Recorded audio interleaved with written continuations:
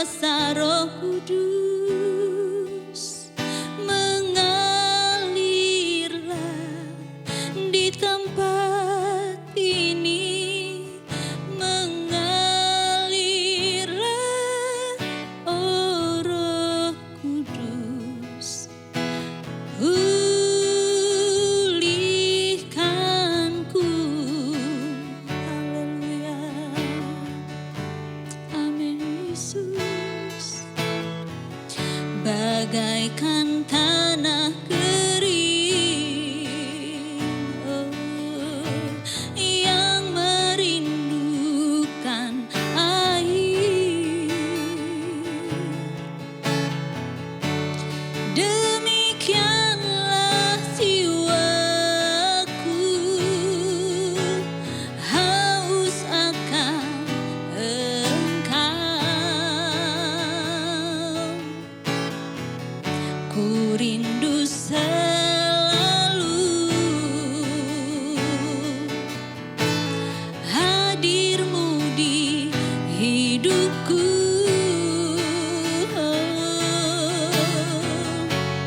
Memulihkan jiwaku, hapuskan air mataku,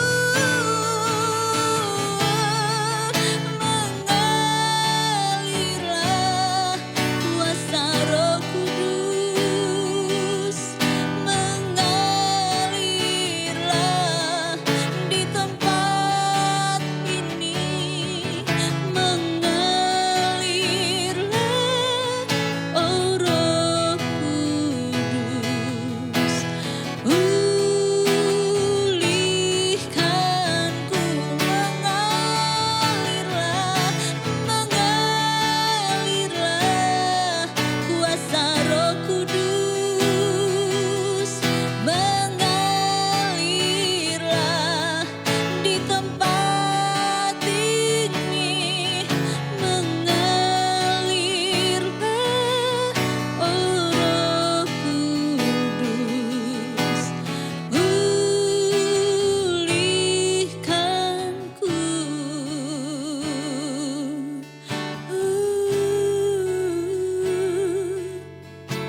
Mengalirlah, mengalirlah, ya Roh Kudus, kami rindu Engkau. Haleluya, haleluya. Mari Roh Kudus mengalir di hati kami. Haleluya, haleluya, haleluya. Ya Roh Kudus, kami rindu Engkau, mengalir di hati kami. Mengalirlah kuasa Roh Kudus, mengalirlah di tempat ini, mengalirlah, oh Roh Kudus, pulihkanku. Oh, mengalirlah, mengalirlah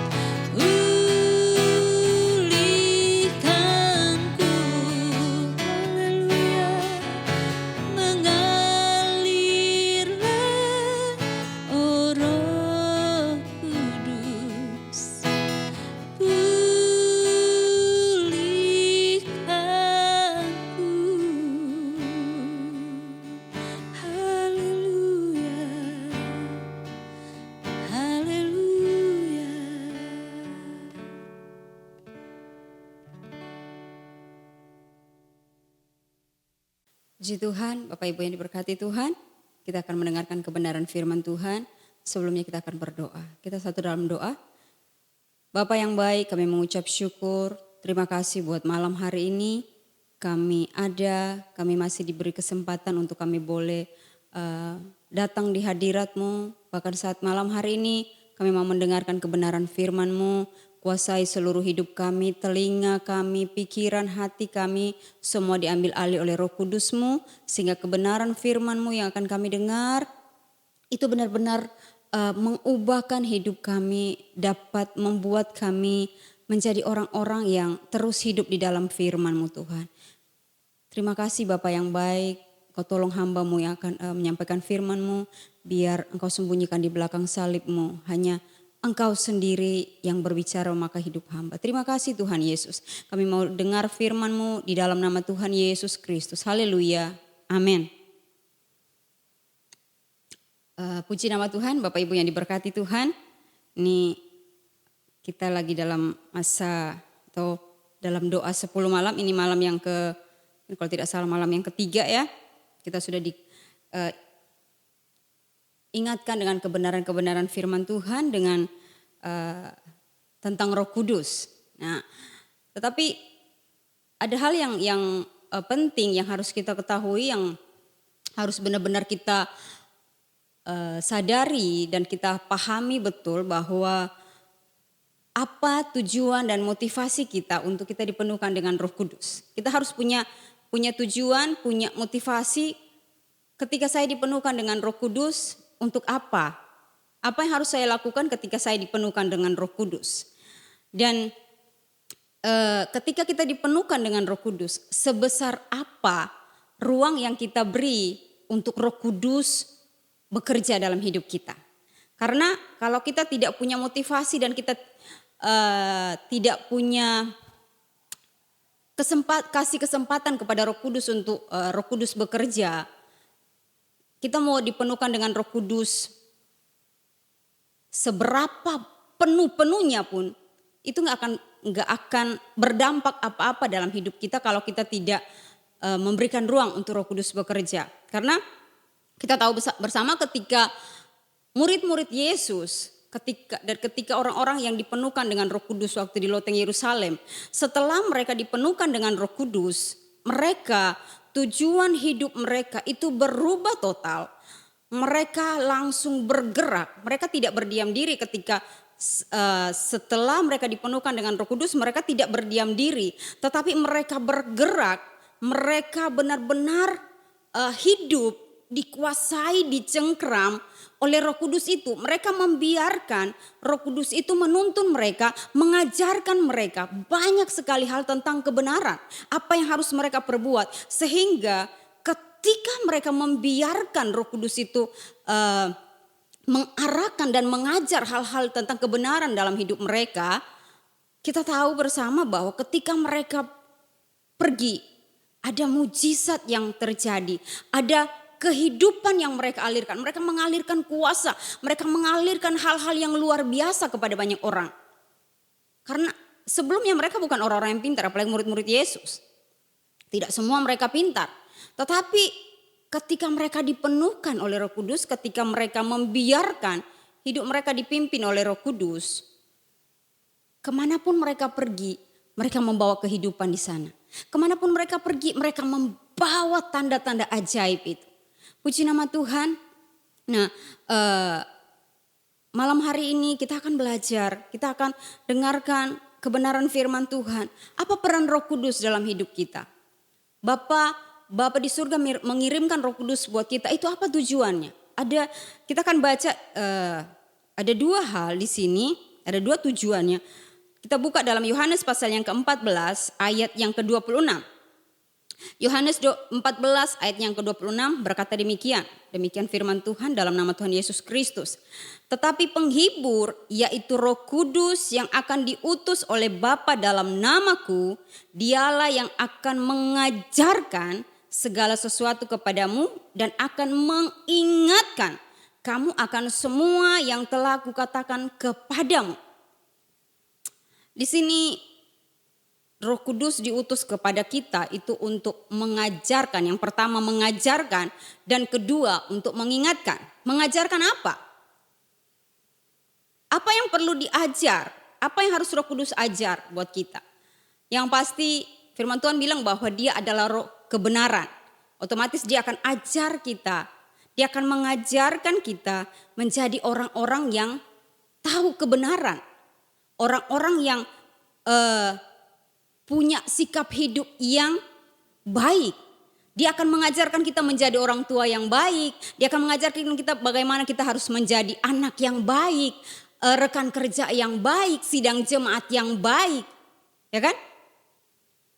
Nah, dia mau mengajarkan kita. Karena memang itu salah satu tujuannya. Itu mengajarkan kita sebagai orang-orang percaya. Untuk supaya kita punya hidup yang tahu batas-batas. Mana yang perlu dilakukan dan mana yang tidak harus dilakukan. Tetapi yang jadi pertanyaan, seberapa kita buka hati untuk kita diajar sama Roh Kudus. Karena Roh Kudus mengajarkan kita hal-hal yang baik tentang kebenaran. Bagaimana mengerem mulut, bagaimana mengekang semua keinginan-keinginan daging. Dia mengajarkan kita bukan supaya hanya kita kuasai firman, tidak. Bukan supaya kita tahu dari Kejadian sampai Wahyu, tidak. Karena kalau kita hanya diajar dan kita hanya tahu kuasai firman, itu akan sangat berbahaya buat kita. Tetapi yang Roh Kudus mau kita, ketika dia mengajar kita kebenaran, ketika dia mengajarkan kita hal-hal yang baik, kita juga harus punya respon, kita harus punya sikap yang baik juga. Apa itu? Dengan kita menjadi pelaku-pelaku firman. Karena itu yang Tuhan mau, kita bukan hanya jadi pendengar, bukan hanya ketika kita dipenuhkan Roh Kudus, ketika kita sudah diajar oleh Roh Kudus, kita sudah tahu Kejadian sampai Wahyu. Habis itu stop, titik sampai di situ, tidak. Allah mengirim Roh Kudus untuk mengajar kita, bukan supaya kita dipenuhkan dengan Roh Kudus, kita tahu kebenaran, supaya kita kelihatan rohani. Oh, bukan itu. Kita jadi orang percaya dipenuhkan dengan semua kebenaran, kita kuasai semua kebenaran, bukan supaya kita kelihatan rohani di gereja, bukan supaya kita kelihatan lebih lebih hebat dalam pelayanan, lebih wow dalam segala sesuatu. Tetapi yang Allah mau kita itu menjadi pelaku-pelaku firman. Karena kalau kita tidak jadi pelaku-pelaku firman, kita bisa jadi seperti ahli-ahli Taurat yang hanya tahu tentang Taurat tapi tidak melakukannya, akhirnya mereka jadi batu sandungan. Nah, ini yang harus kita tahu. Itulah kenapa dari awal tadi saya katakan seberapa besar kita memberikan ruang untuk Roh Kudus menguasai hidup kita. Seberapa besar ruang yang kita kasih untuk Roh Kudus menuntun langkah-langkah kita. Karena kalau tidak seperti itu, tidak ada gunanya kita kuasai firman tapi tidak menjadi pelaku-pelaku firman. Ketika kita membiarkan seluruh hidup kita diajar oleh Roh Kudus, kita akan menjadi orang-orang yang bukan hanya sekedar tahu firman, tapi kita akan menjadi orang-orang yang membawa kehidupan buat orang lain. Karena kalau kita hanya menjadi pendengar, tidak melakukan, akan sulit masuk ke ayat yang di kata berikutnya itu Roh Kudus mengingatkan kita. Kenapa? Karena kalau kita sudah kuasain di semua kebenaran, oh aku tahu semua ayat-ayat itu, aku tahu jangan begini, jangan begitu, jangan bikin ini, jangan bikin itu. Nah, ketika kita melakukan kesalahan, ketika kita mulai keluar dari firman, ketika sesuatu yang kita kerjakan mulai tidak ada kebenaran di dalamnya, dan ketika Roh Kudus mengingatkan salah, balik, atau ini masalah, ayo balik lagi. Itu akan sulit kita peka dengan suara Roh Kudus. Akan sulit diingatkan. Oh enggak, ketika diingatkan, oh enggak, iya aku tahu firman ini, aku tahu, enggak usah diingatin aku. Karena Roh Kudus mengingatkan kita bukan hanya ketika kita datang berdoa kita dengar Roh Kudus katakan sesuatu, tidak. Roh Kudus bisa mengingatkan kita dari banyak hal. Roh Kudus bisa mungkin mengingatkan kita dari anak-anak atau mungkin dari hal-hal kecil yang ada di sekitar kita. Apa yang sudah kita lakukan benar atau tidak? Nah, kalau kita hanya mendengar dan tidak menjadi pelaku, ini akan sulit untuk kita diingatkan. Kita akan menjadi orang yang merasa kita paling tahu. Itulah jadi orang percaya, jadi orang Kristen, jangan sok tahu. Tapi biarkanlah hidup kita diajar, diingatkan. Dan ketika kita mulai membiasakan diri kita, diajar, diingatkan ketika kita mulai salah, itu akan semakin dan semakin hari kita akan semakin tahu. Kita akan semakin hidup melekat dengan Tuhan. Kita akan semakin hidup benar apa yang Roh Kudus bilang ini, oh iya aku harus begini. Aku sudah salah. Dan ketika mungkin ketika kita dalam beban, mungkin ketika kita dalam satu tekanan, dalam satu masalah, Roh Kudus ingatkan atau mungkin ada orang lain ingatkan. Oh firman Tuhan berkata jangan takut, percaya saja. Itu tidak akan mempan. Oh kamu gak tahu bebanku terlalu berat. Kamu gak tahu sih masalah hidupku, persoalanku seberapa besar. Kenapa? Karena awalnya tadi kalau kita tidak menjadi pelaku ketika ada sesuatu yang diingatkan ke kita, itu akan mental. Karena kita sudah merasa kita paling tahu, kita sudah merasa kita paling oh aku tahu firman ini, iya aku tahu, gak usah diingatin, aku tahu. Bebanku banyak banget memang, bebanku masalahku berat banget. Gak ada jalan keluar. Jadi orang percaya lewat kebenaran firman Tuhan ini, mari kita katakan sama Tuhan, Tuhan ini hidupku, aku bukan hanya mau diajar. Aku bukan hanya mau diajar, tapi aku juga mau melakukan.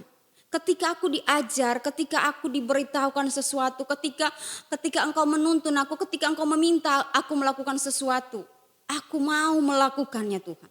Karena dengan begitu, kita akan menjadikan hidup kita menjadi hidup yang lebih hidup. Bukan hanya di iklan ya, hidup menjadi lebih hidup. Tapi ketika kita melakukan firman, ketika kita mau diingatkan oleh Roh Kudus, ketika kita mau dituntun oleh Roh Kudus, percayalah ketika kita pergi kemanapun kita pergi, kemana kita berada, di sana kita akan menjadi orang-orang pembawa damai. Ke sana kita akan membawa satu kehidupan, ke sana kita akan membawa satu sukacita. Kita tidak akan menjadi batu sandungan buat orang lain. Asalkan kita mau benar-benar membiarkan firman yang diajarkan, kebenaran-kebenaran yang diajarkan itu benar-benar berakar. Itu bukan hanya berakar tapi akan berbuah-buah. Karena ini yang Allah mau, kita juga berbuah. Kalau orang percaya tidak menghasilkan buah, yang pasti buah yang manis ya, bukan buah yang asal-asal buah. Bukan buah yang busuk, bukan buah yang asam, tetapi buah yang manis yang bisa dinikmati oleh setiap orang. Di malam hari ini, lewat kebenaran firman Tuhan, lewat doa 10 malam ini, mari buka hati kita. Biarkan Roh Kudus yang benar-benar mengambil alih seluruh hidup kita. Bukan hanya sekedar kita nyanyi, kau ambil alih seluruh hidupku. Tetapi ketika Roh Kudus mau ambil alih, tunggu dulu Roh Kudus, aku belum puas. Aku masih mau bikin ini, masih mau bikin itu, masih bikin ini. Belum puas. Tetapi ketika Roh Kudus mau mengajar, ayolah kamu harus seperti ini. Lakukan, cepat lakukan. Kasih semua hati yang keras kita sama Tuhan.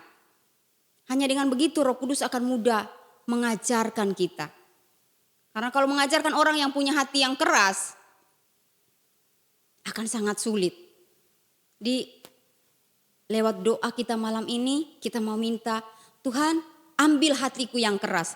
Ambil semua hal-hal yang membuat Roh Kudus tidak bisa bekerja. Yang membuat aku tidak bisa melakukan kebenaran.